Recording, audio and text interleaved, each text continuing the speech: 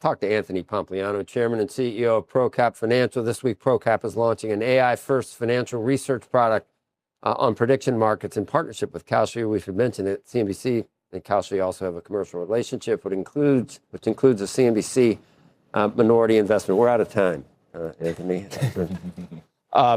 What did I see you saying? The next 18 months would be the greatest stock market ever or something? Well, I think there's a lot of things. So what we've built is we've built an AI system that essentially is able to do what AI is very good at, which is sift through mountains and mountains of data and then go and find undiscovered insights. And the reason why we've been able to do this is because we have a consumer finance product that's been doing this for thousands of multimillionaires for over a year now.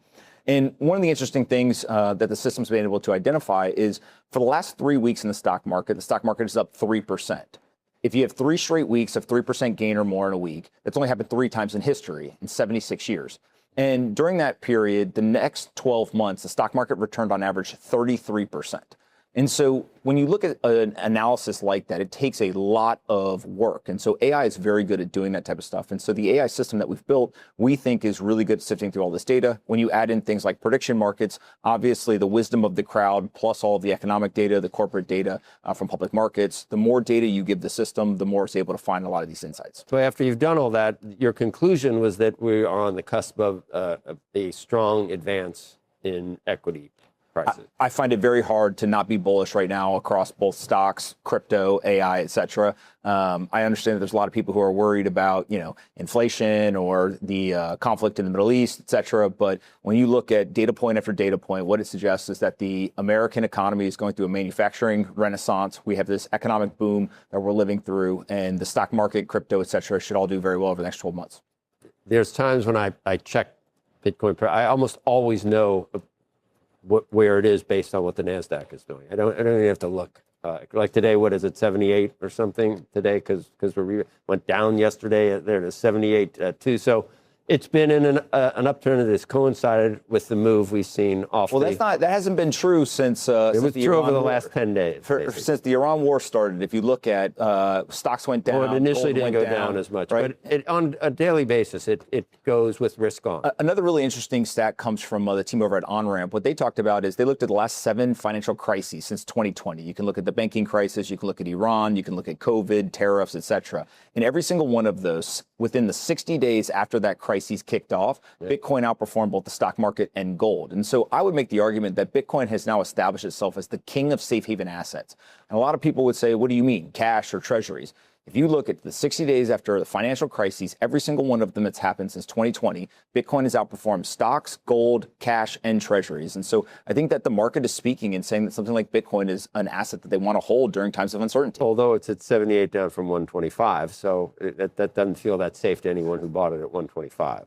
Yeah, look, the asset is volatile for sure, and it's going to go up, it's going to go down. But the same thing is true of every single stock in the stock market, right? No, how many of the stocks? I made that point, yeah. I mean, Netflix was 800 and went to 180. So, I mean, things can, Comcast was 65, went to 27. Here's one piece that I think is really important is there's 2 types of investors in the world. There are investors who run towards volatility, and there are investors that run away from volatility. And I think what we're trying to do is things like Bitcoin, things like prediction markets, things like these AI systems. We believe that the future is where returns are going to be generated. And so if you run towards these technologies, if you embrace them and use them, that is a great way to generate returns. Is the crypto winner, what month is it? Is it March yet?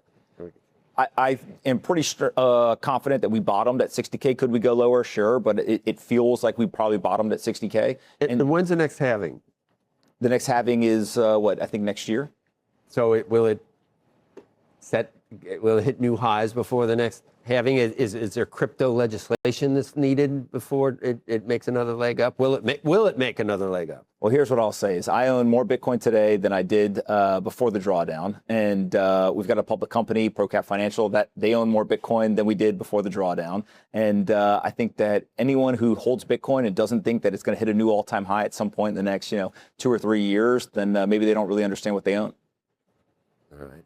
And go down the list of lesser names. I stop at Bitcoin. You do? You don't do I want to Solana know a or separate Ether? question that relates to Bitcoin, which is, do you have any idea who Satoshi is? And I ask because there's been now the report by John Carreyrou saying that it was Alan Back. There's a documentary coming out. I think people think that it's in that one, maybe How Finney. Do you think it's one There's person? some other report. There was another name that actually I was unfamiliar with. Where do you land? I actually think it's very important that we don't know who Satoshi is. I understand that people are very excited about trying to figure it out, but if you think about Bitcoin, a huge reason why it is valuable is because it's this neutral, non-sovereign, digital, decentralized asset. So you don't want to answer that? You don't even have a suspicion yourself? You don't care? I one time heard Peter Thiel say that there was a cryptography conference, I think in Antigua back in the late 90s, and anyone that was interested in money and cryptography was at that conference. I think that's a pretty good thesis there, but yeah, I prefer not to know because I think that one of the strengths of Bitcoin is the fact that it is not associated with any one person. Do you think it is one person? Do you think Satoshi is one person or that it's multiple people? I usually go to, kind of the simplest answer is the right answer, and so it's probably one person created it. I think it's Shakespeare. Was Shakespeare one person? Well, look, part of this is there's 40 years of R&D that went into creating this, and people always look at Bitcoin and they're like, oh, it's the first digital currency. It's like, how many times did we have these attempts? There was B-money and digital gold, all these different attempts at it, and so finally somebody got all the pieces together and created Bitcoin, which is great, but also they were pretty smart in not revealing their identity. True believers don't think that it was invented. They think Bitcoin was discovered. It was always there. Well, the Bitcoin community would tell you we are all Satoshi. That's what I mean. Yeah, because the framework and the elegance of the software, or whatever you want to call it, it was always there. Someone just had to figure it out. Maybe what we should do is take the AI system that we use at ProCap Insights, and we should just turn it and say, who is Satoshi, and see if we can go figure out through the treasure trove of information there. And how much does he have, or she have, or they have? Oh, look, I'm using the proper gender. How much do they have? Yeah, it's funny you say that. 90 billion? Or? My wife has a theory that Satoshi is probably a woman because no man could create that and keep his mouth shut. Right? But I think it's like 800,000 coins. You could argue that from either side, couldn't you? I don't know. Both sexes share equally. The ego is too big. It's the best reason to say that it's one person because the secret cannot be shared. It would be very hard if it was a group of people, if it was a government organization, etc. All right, Pomp. Thank you, Pomp and Circumstance. Thanks for having me. You're welcome.